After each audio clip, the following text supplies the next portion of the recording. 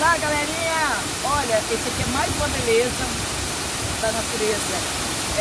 Cachoeira Santa Luzia, fica mais ou menos 3 quilômetros de Afonso Cláudio. O acesso, você saindo da Afonso Cláudio pela rodovia, mais ou menos uns 10 quilômetros, a pé.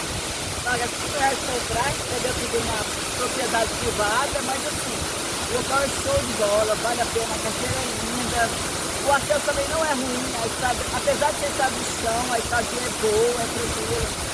Vale a pena, a cachoeira é linda, linda, linda, linda, linda mesmo.